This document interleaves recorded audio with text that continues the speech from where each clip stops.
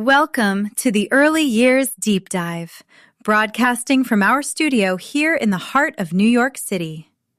Today, we are tackling a topic that every parent in the tri-state area and beyond needs to hear. It's about the things we celebrate in our toddlers, those genius quirks or easygoing habits that actually might be hiding something much deeper. You've seen it at the playground in Central Park or at a playdate in Lincoln Park, Chicago. A child who seems advanced or perhaps just a bit particular.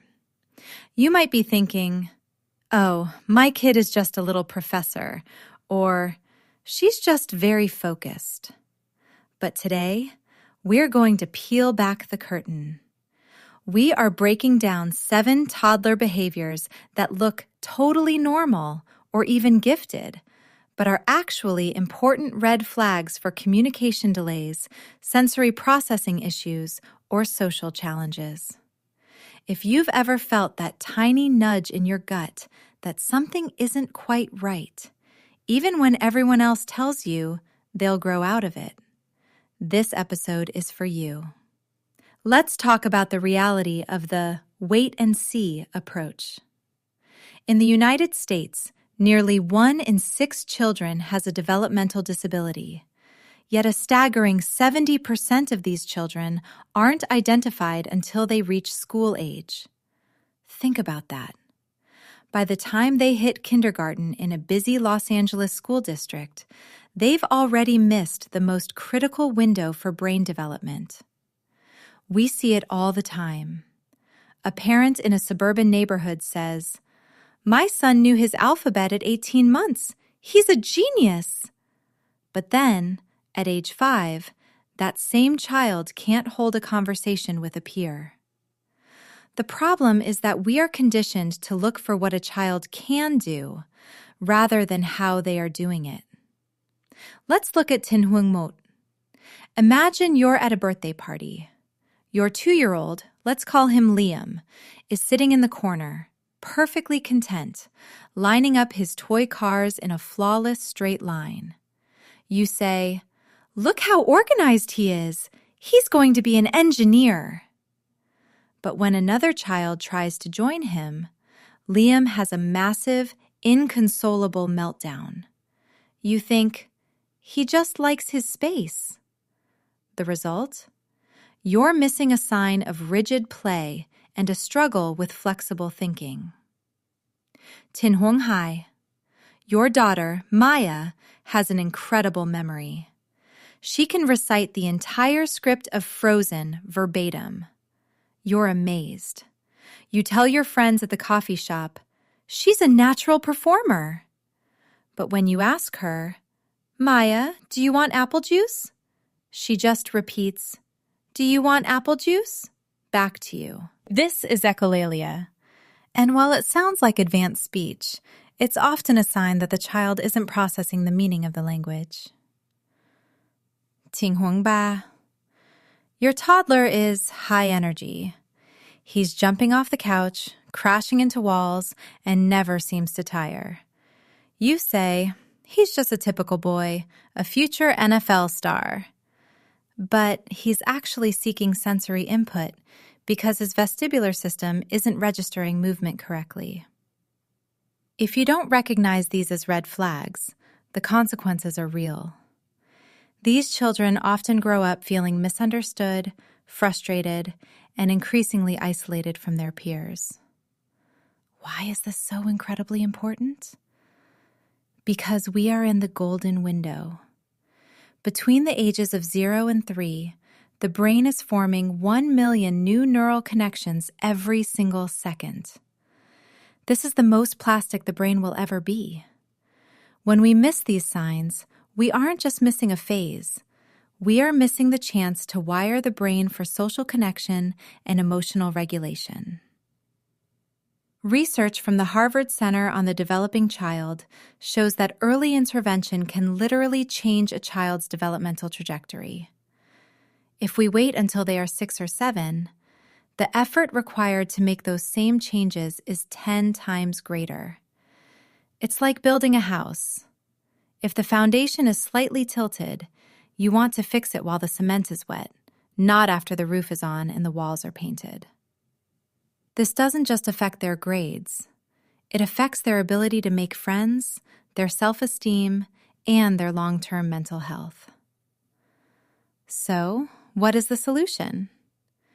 In top developmental clinics across the country, from the Mayo Clinic to specialized centers in San Francisco, experts use a method I like to call the connection over collection approach, or the C.O.C method. It moves away from the old way of collecting milestones, like can they say 50 words, and looks at how they connect. The core principles are 1. Social reciprocity. Is there a back and forth? 2. Joint attention. Are they sharing an experience with you? And 3. Functional communication. Are they using their skills to get their needs met in a social way? Unlike the old wait and see method, which focuses on he'll talk when he's ready, the C.O.C method focuses on how can we help him engage right now? The old way says, he's just a picky eater, he'll eat when he's hungry. The C.O.C way says, wait, he only eats crunchy beige foods. This might be a sensory processing red flag. The old way says, she's so independent, she plays by herself for hours. The C.O.C way says, she isn't seeking me out for play. Why is she so disconnected? It's a shift from seeing a good baby to seeing a disengaged child. This method works because it targets the root cause, the neurological processing, rather than just the behavior. When you change how a child perceives the world, their behavior naturally follows. Let's back this up with some hard science. A landmark study from the University of Washington followed 200 toddlers over 10 years. Group A followed the wait-and-see approach. Group B received early, play-based intervention as soon as normal-looking red flags were spotted. The findings?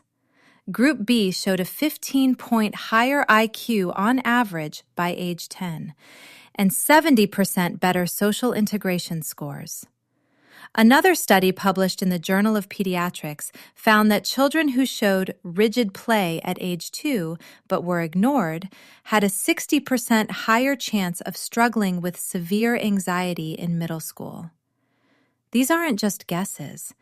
These are patterns documented by experts like Dr. Geraldine Dawson, a pioneer in early intervention. She famously said, "The brain is a social organ. If the social spark isn't nurtured early, the entire system struggles to sync." Now, let's get into the nitty-gritty. How do you actually apply this? Before you start, you need a mindset shift. The old belief was, my child is perfect, and a diagnosis is a label. The new belief is, a diagnosis is a map to help my child navigate a world that isn't built for them. You have to commit to being a detective rather than a judge. This isn't about finding what's wrong with your kid. It's about finding how they learn best. Here is your 4-week checklist for the Observe and Engage protocol. Week 1, the silent observation. Your goal this week is to stop correcting and start tracking. Stop saying, "Don't line those up," or "Say thank you." Just watch.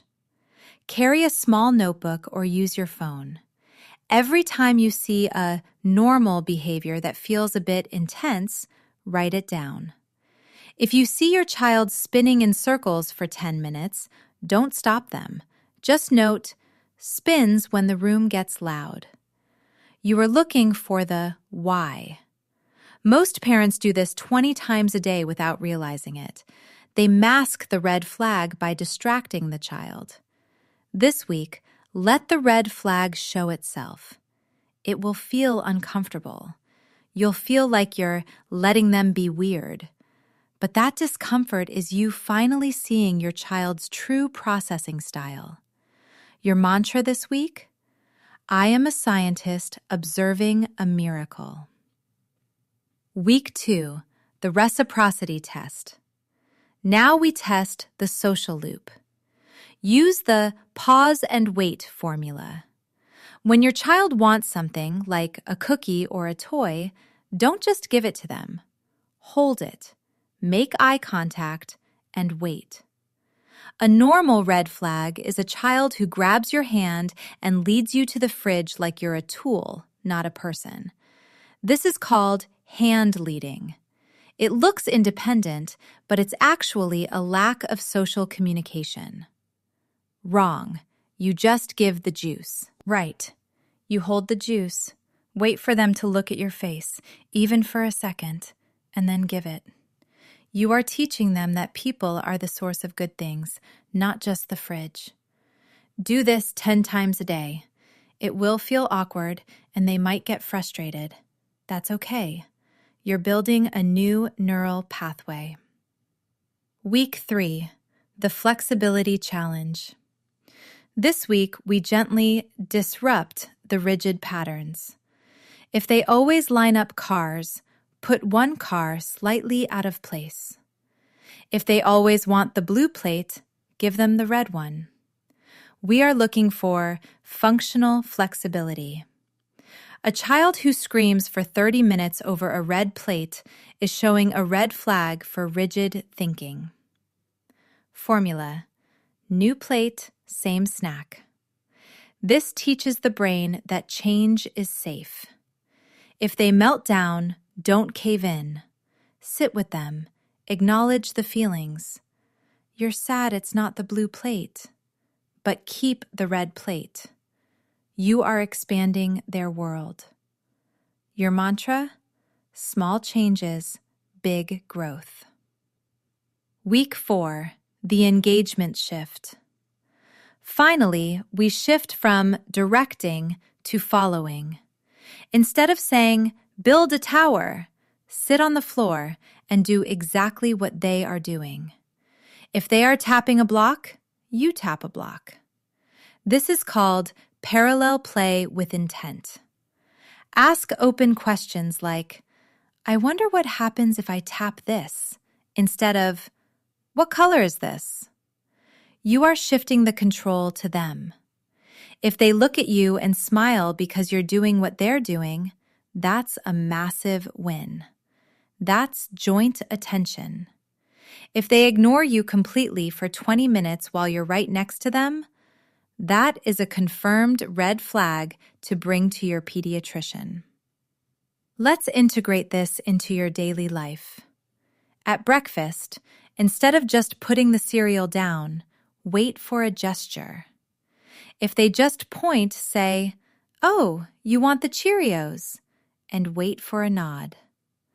In the afternoon at the park, if they are just staring at the wood chips while other kids play, don't just say, "He's shy."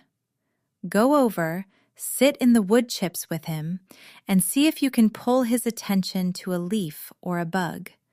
That shyness might actually be a struggle to process the overwhelming sensory input of a busy playground. Remember, these signs, the advanced alphabet skills, the intense focus, the easy independent play, they aren't things to be afraid of. They are clues. They are your toddler's way of saying, "Hey, I see the world a bit differently, and I need you to meet me where I am." 90% of parents miss these because they want to believe their child is just gifted. But the greatest gift you can give your child is not a label of genius. It's the support they need to navigate the world with confidence. Start your week 1 observation today. Just one notebook, one child, and an open mind. In a few months, you'll look back and realize that by paying attention to the normal red flags now, you've opened up a whole new world for your child's future. If you found this helpful, please share it with a parent friend. Maybe that one mom at the Chicago playgroup who's wondering about her son's professor habits. Let's look out for each other. I'll see you in the next episode. Stay curious, stay observant, and keep connecting.